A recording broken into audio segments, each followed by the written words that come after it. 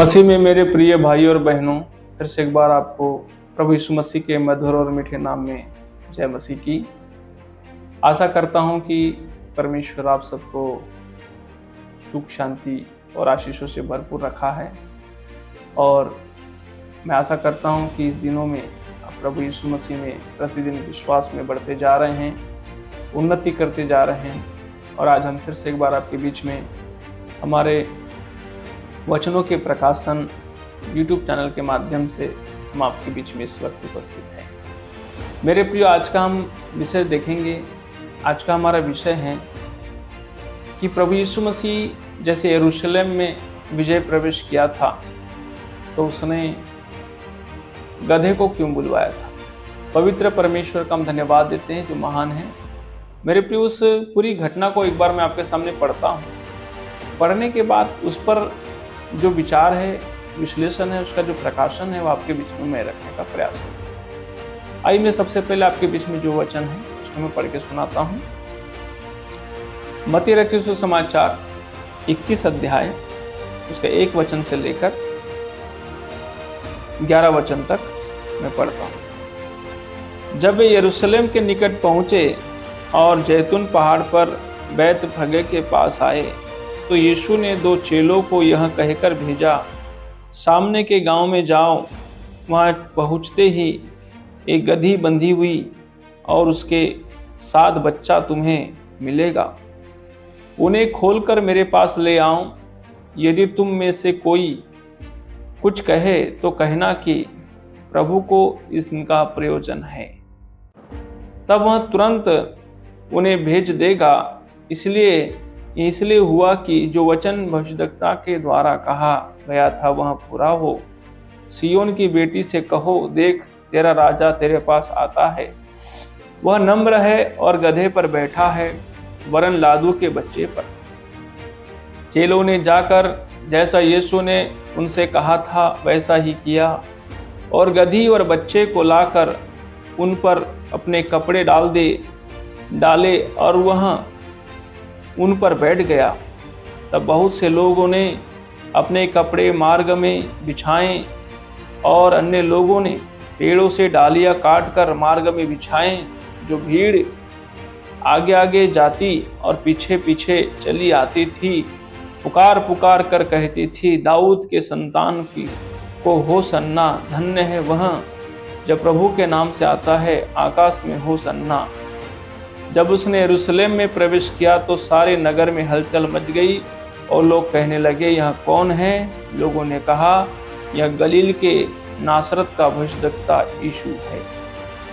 मेरे प्रियो, यहाँ पर जब प्रभु यीशु मसीह यरूशलेम में जब विजय प्रवेश करता है, विजय प्रवेश करते समय प्रभु यीशु मसीह पहले से ही कह देता है अपने चेलों को, अपने शिष्यों को, तुम जाओ और तुम एक गधे के बच्चे को ले आओ, उस पर मैं बैठूंगा और उस पर मैं बैठ करके यरूशलेम में जो है मैं प्रवेश करूंगा। मेरे प्रिय, जब यीशु मसीह जब यरूशलेम में प्रवेश करने के लिए जब निकले तब उसके चेलों ने उसके लिए गधा लाया। लेकिन लोगों ने क्या किया? लोगों ने सबसे पहले, मेरे प्रिय, जिस रास्ते पे यीशु मसीह चल रहा था उस रास्ते को सबसे पहले कपड़ों से उन्होंने ढका और कई लोगों ने अपने अपने वस्त्र उतारे और वस्त्र उतार करके रोड पे रख दिए। उसके बाद उन्होंने क्या किया? खजूर की डालियां ली और खजूर की डालियों को भी उस कपड़े पे रखा। खजूर की डालियों को कपड़े पे रखने के बाद तब प्रभु यीशु मसीह उस गधे पे बैठा और गधे पे बैठ करके प्रभु यीशु मसीह उस कपड़े की डालियों के ऊपर में गधा चलते हुए प्रभु यीशु मसीह उस गधे पे बैठा था और चलते हुए जो है वो यरूशलेम में विजय प्रवेश किए। मेरे प्रियो, यहाँ पर 3 वस्तुएं हैं जो बहुत मुख्य भूमिका की जिसमें हमें दिखाई देती हैं। सबसे पहला, उस रास्ते पे जो डाला गया था वो कपड़ा। दूसरा, उस कपड़े पे रखी गई थी खजूर की डाली। तीसरा, उस डालियों के ऊपर में चल रहा था गधा। चौथा, उस गधे पे बैठा था यीशु मसीह। तो मेरे प्रिय, 4 बातें हमको यहाँ पे दिखाई देती है तो चारों बातों का गहरा भेद है मेरे प्रियो। कोई भी बाइबल में बात व्यर्थता के रूप में नहीं लिखी गई है, सबके पीछे बहुत बड़े बड़े गहरे राज हैं। तो सबसे पहला हम कपड़े की बात करते हैं।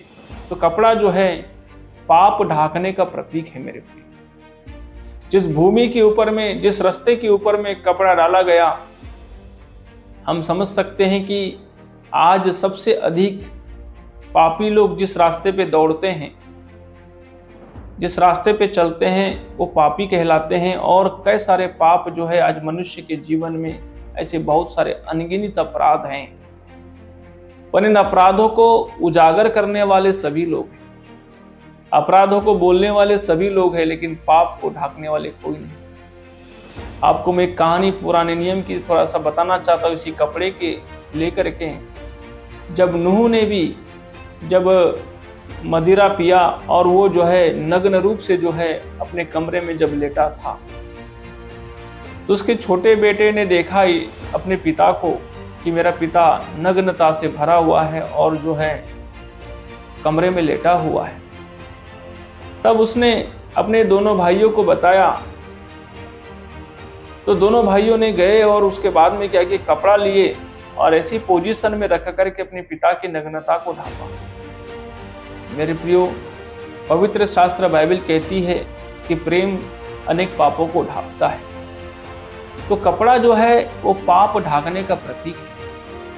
आपके और मेरे पापों को ढांपने के लिए आपने देखा होगा कि सबसे पहले शुरुआत परमेश्वर ने अदन की वाटिका में, जब आदम और हवा ने जब पाप किया था, तो सबसे पहला वस्त्र बनाने वाला उनके लिए कोई और नहीं, वो परमेश्वर था। उन्होंने तो अंजीर के पत्ते लपेट लिए थे, लेकिन नग्नता ढांपने के लिए वो अंजीर के पत्ते उतने सक्षम नहीं थे। इसलिए परमेश्वर ने उनके लिए एक पशु के चमड़े का अंगरखा बना के दे दिया, ताकि उनकी नग्नता अच्छे से ढपी रह सके, वो किसी को ना दिखाई दे। आपके और मेरे पाप जो है जब दिखते हैं, सारा संसार उजागर करने के लिए सबसे ज़्यादा एक्टिव है।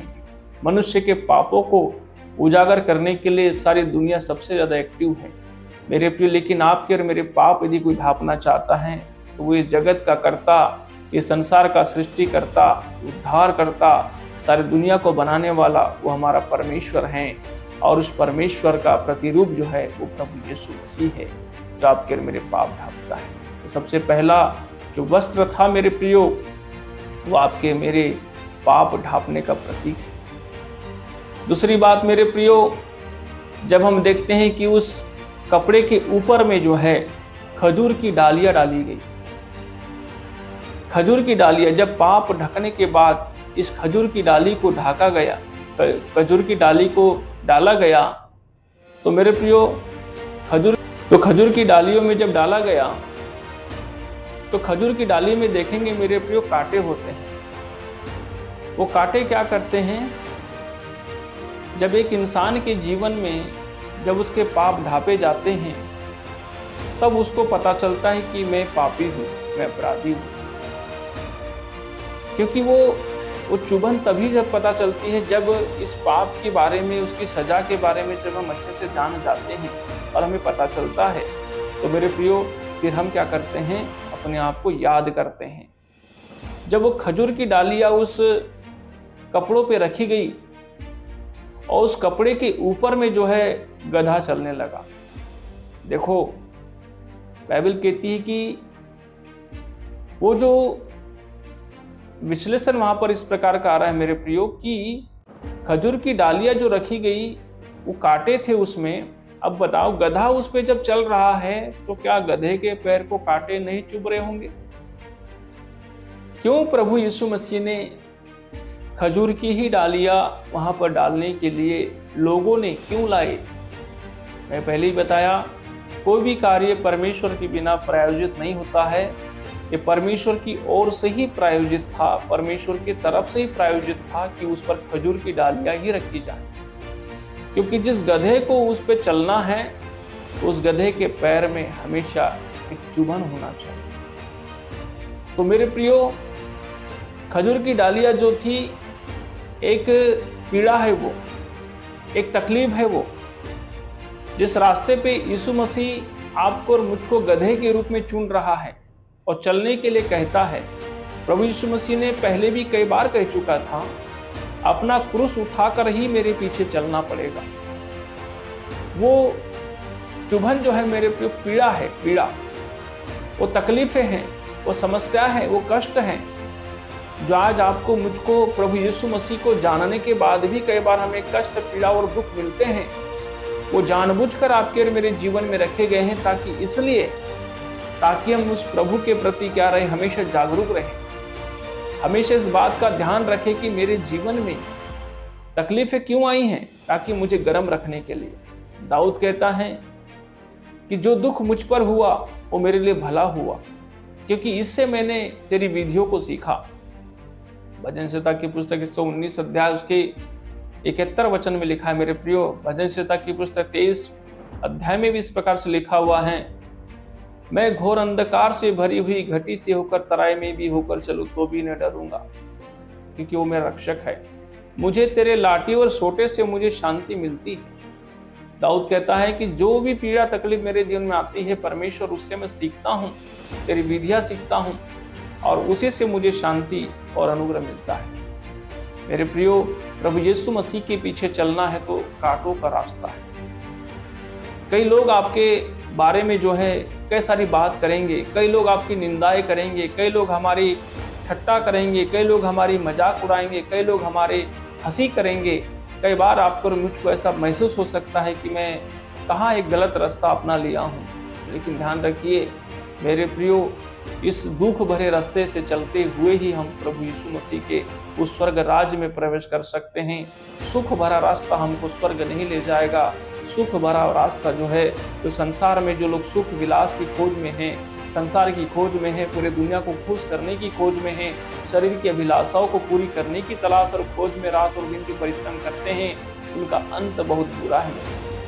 इसलिए पवित्र शास्त्र बाइबल कहती है, सकरा है वो मार्ग जो जीवन को पहुंचाता है और थोड़े हैं जो उसमें प्रवेश करते हैं। चौड़ा है वो रास्ता जो विनाश को पहुंचाता है और बहुत है जो उसमें प्रवेश करते हैं। इसलिए आपको और मुझको प्रभु यीशु मसीह ने जो है उस कपड़े के ऊपर में जो खजूर की डालियां जो रखी थी, वो कांटे भरे डालियां इसलिए रखी थी प्रभु यीशु मसीह ने।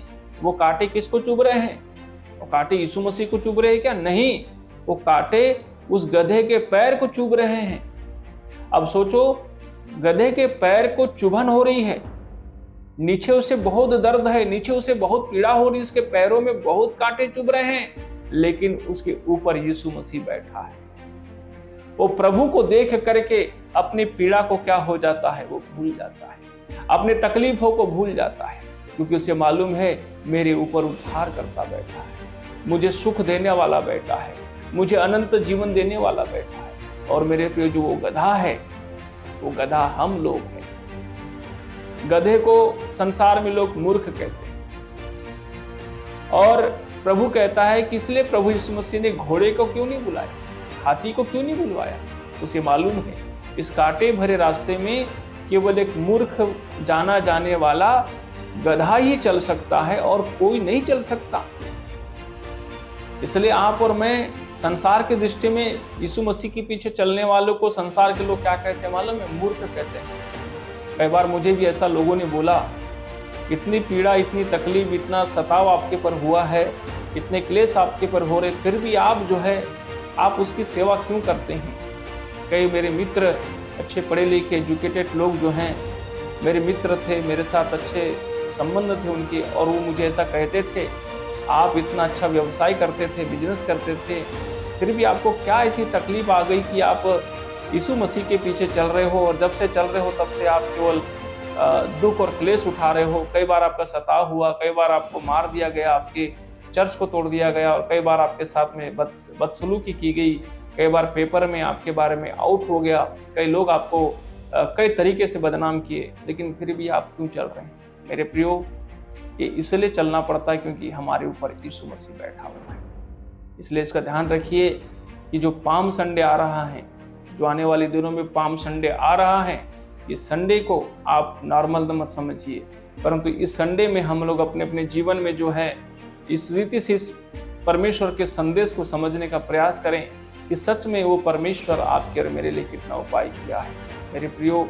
इसलिए और वो गधा ऐसे ही लोगों पर यीशु मसीह बैठकर अपनी सवारी करता है।